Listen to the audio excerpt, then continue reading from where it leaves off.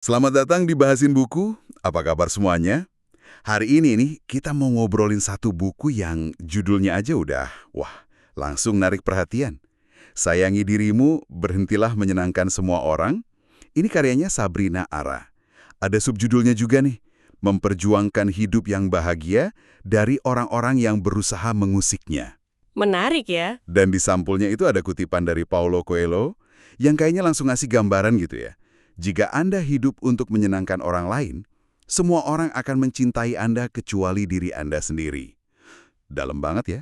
Iya, itu langsung ke inti masalahnya sih, people pleasing itu. Kata penulis di pengantarnya, buku ini tuh isinya cerita-cerita sederhana aja, sehari-hari. Kadang mungkin gak enak didengar ya, tapi tentang gimana kita lihat masalah. Ngadapin dunia yang mungkin gak selalu ramah, biar kita tetap bisa bahagia gitu. Jadi bukan mau menggurui, tapi lebih ke berbagi harapan. Betul. Biar pembaca bisa lebih bijak hadapi masalah. Nah, jadi misi kita sekarang nih, mau coba gali intisari dari beberapa bab awal buku ini. Kita fokus ke bab 1 sampai bab 4 ya.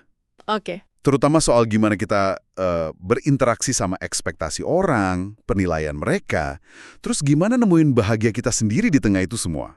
Oke, kita mulai dari bab 1. Kadangkala membenci tidak butuh alasan logis. Langsung aja ada kutipan Mario Teguh di sini. Pembenci itu sangat pemilih. Mereka hanya membenci orang yang hidupnya lebih baik daripada hidup mereka. Gimana tuh? Nyelekit nggak? Wah iya, itu langsung nunjuk ke akar masalahnya ya. Perbandingan sosial, rasa iri, itu sering jadi bahan bakar kebencian yang kadang kita nggak ngerti gitu. Kenapa sih orang ini benci sama kita? Benar banget. Kayak bukan salah kita gitu ya. Iya, kadang bukan karena kita ngapa-ngapain, tapi ya karena keberadaan kita, apa yang kita punya, itu bikin orang lain ngerasa kurang. Buku ini kayaknya mau bilang kebencian itu seringkali lebih tentang si pembencinya daripada yang dibenci gitu loh. Nah, ini nyambung nih sama bagian posisi kita rentan tergantikan. Penulis kan cerita gimana rasa keren atau penting kita itu seringnya cuma kerasa pas kita ada di kelompok tertentu. Misalnya, geng pas sekolah atau kuliah. Mm-mm. Tapi begitu konteksnya berubah, misalnya udah lulus, posisi itu bisa hilang aja gitu. Teman dekat yang dulu lengket, sekarang jadi teman lama. Ada kalimat yang di-highlight juga. Apakah kita layak dipertahankan sebagai orang penting?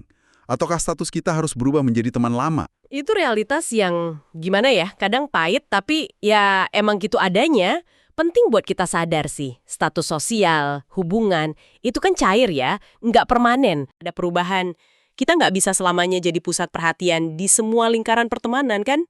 Benar juga. Nah, terus yang juga sering banget kejadian, penghakiman dari luar. Buku ini bahas di bagian mereka yang hobi mengoreksi hidup orang lain, terus ada juga keluarga negatif. Oh iya ya. Penulis cerita tuh, pengalaman pribadi dia, pas putus malah disalah-salahin. Udah gitu ditambah komen pedes dari orang sekitar. Terus ada contoh si Fulan itu yang dicap jelek cuma gara-gara latar belakang keluarganya dianggap, ya kurang baik lah. Nah, dua bagian ini nunjukin betapa gampangnya kita ngejudge orang ya. Cuma dari info sepotong-sepotong atau malah dari hal yang sama sekali di luar kendali orang itu, kayak keluarga tempat lahir gitu. Nggak adil banget ya rasanya. Iya, penulis kan nekenin banget ketidakadilan dasarnya di situ. Kita hanyalah manusia yang tidak punya kuasa untuk memilih dilahirkan kapan, di mana, dan siapa orang tuanya. Penghakiman dari luar ini seringkali malah nambahin luka di dalam diri kita, kayak jadi makin nyalahin diri sendiri gitu. Penghakiman juga muncul soal cita-cita ya. Kayak di bagian sekolah tinggi-tinggi mau jadi apa? Itu kan nyentil banget pandangan sinis masyarakat, apalagi buat perempuan dari keluarga sederhana. Bener. Seolah-olah sekolah tinggi itu percuma kalau nggak langsung dapat duit banyak. Kayak ada standar nggak tertulis gitu. Nilai pendidikan diukur dari materi. Iya, itu tekanan sosial yang kuat banget. Sukses itu cuma diukur dari materi, nilai pendidikan buat nambah ilmu, bikin pinter, bikin peka perasaan kayak kata Tan Malaka yang dikutip di buku, itu kayak diabaikan. Ada bias gendernya juga ya kayaknya. Kerasa banget. Perempuan udah sekolah tinggi pun, ekspektasinya sering balik lagi ke urusan rumah tangga. Nah ini semua kan bentuk penilaian dari luar yang coba dilawan lah sama semangat buku ini. Terus di bab 1 ditutup sama situasi yang agak canggung nih. Bila teman dekat menjadi rekan kerja. Gimana pertemanan bisa jadi ribet pas masuk ke dunia kerja? Oh iya, itu butuh batasan yang jelas banget. Benar. Ya itu butuh kecerdasan emosional lah buat menavigasi peran ganda kayak gitu. Ada kutipan dari Jong Moon Jong kan yang ngingetin, orang-orang di perusahaan ini bukan teman kita, melainkan rekan kerja. Misahin peran ini penting banget, biar profesionalisme nggak ngerusak pertemanan atau sebaliknya juga. Jadi bab 1 ini kayak ngasih peta ya, sumber-sumber serangan dari luar yang bikin kita ngerasa perlu nyenengin orang lain terus. Kurang lebih gitu, memetakan medan perang lah istilahnya. Nah, masuk ke bab 2, bila dunia tampak buruk, ubahlah cara pandangnya. Ini ada kutipan Nelson Mandela di awal, yang rasanya jadi kunci banyak. Punya pikiran terbuka biar bisa lihat masalah dari banyak sudut pandang. Jadi intinya soal perspektif ya. Tepat. Kalau bab 1 tadi banyak ngomongin serangan dari luar, nah bab 2 ini fokusnya ke respons dari dalam diri kita. Dunianya mungkin nggak berubah, tapi cara kita mandangnya itu bisa kita ubah. Ini langkah awal buat ngerebut kembali kendali atas perasaan kita. Salah satu caranya mungkin ya jaga batasan, kayak yang dibahas di Bukan Tempat Sampah Keluh Kesah. Jadi temen bukan berarti kita harus rela jadi tempat sampah curhatan terus-terusan tanpa batas, apalagi kalau kepercayaan kita disalahgunain, perlu ada evaluasi hubungan gitu ya, secara berkala. Itu pentingnya boundaries atau batasan yang sehat. Jadi, pendengar yang baik itu beda ya sama ngebiarin diri kita dikuras abis secara emosi atau dimanfaatin. Benar. Hubungan sehat itu kan perlu timbal balik, perlu rasa hormat. Evaluasi hubungan secara berkala itu kayak general check up lah buat kesehatan relasi kita. Terus yang juga sering jadi jebakan nih, fokus pada penderitaan sendiri membuat kita merasa paling menderita. Kita tuh gampang banget ngerasa paling sengsara sedunia. Oh, itu sering banget. Padahal, kayak cerita di buku ini, orang yang kelihatannya bahagia banget dari luar, ternyata punya masalah berat juga.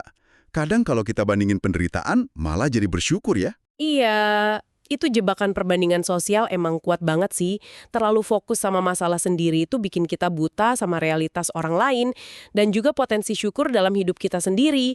Jadi penting banget buat geser fokus dari rumput tetangga ke taman sendiri biar keluar dari perasaan paling menderita itu.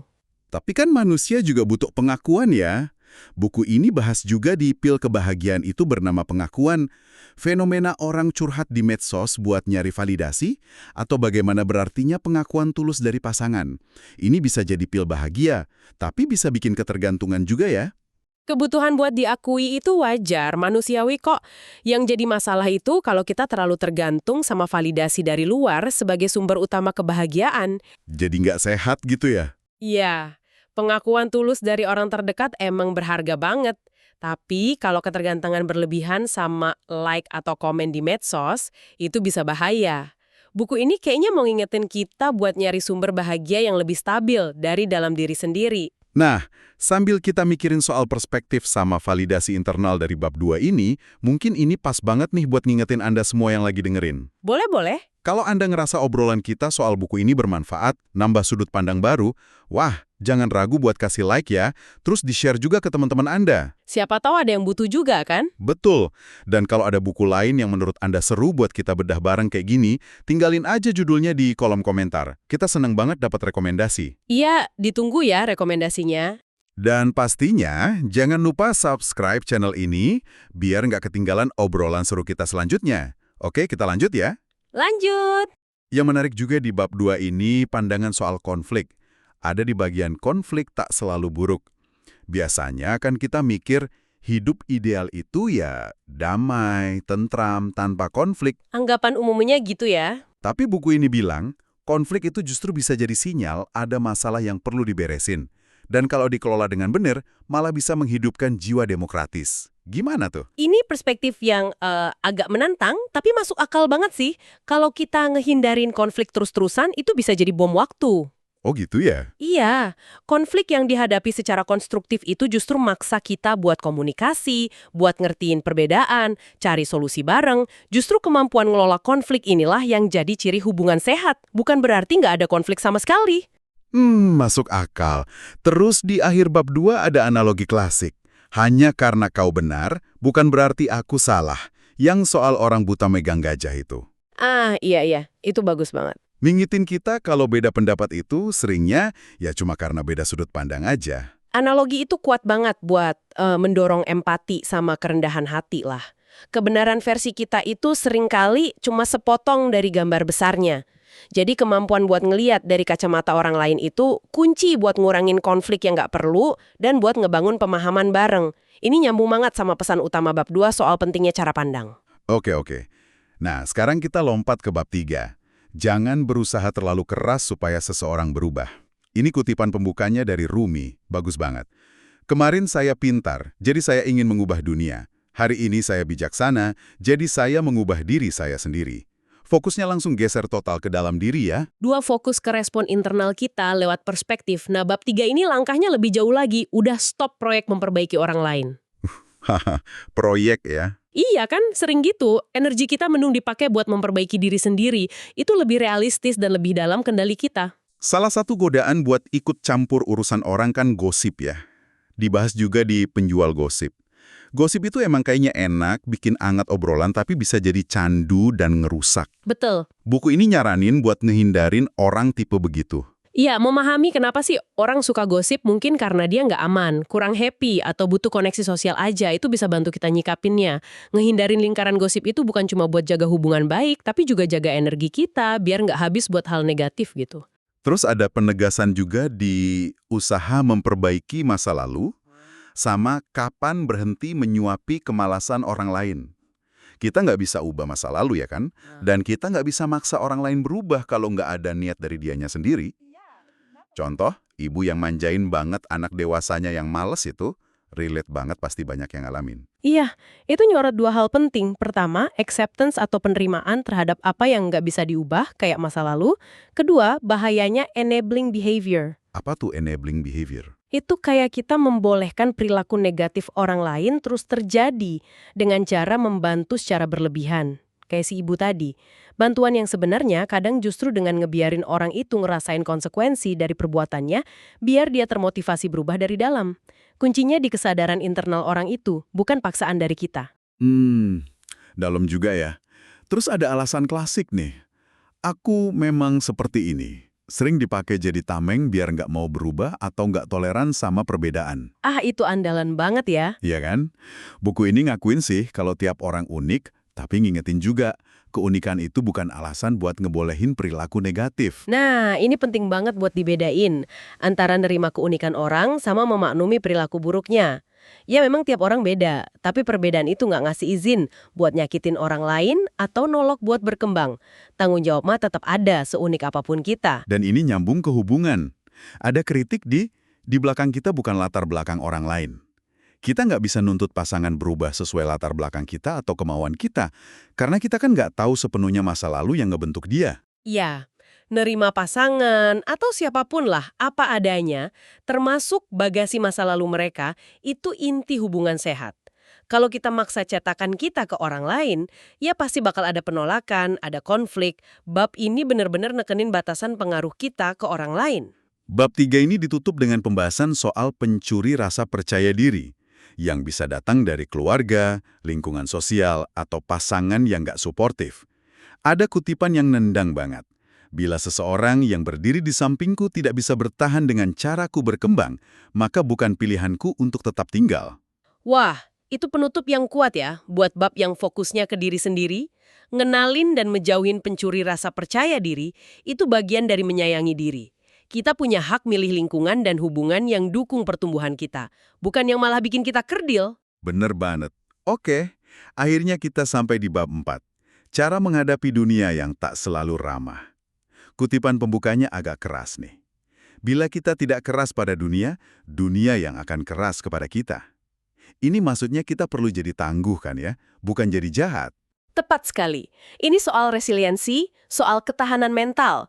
Dunia emang nggak selalu adil, nggak selalu ramah. Jadi kita perlu ngembangin kekerasan dalam arti yang positif ya. Tegas, tahan banting, mampu membela diri secara sehat.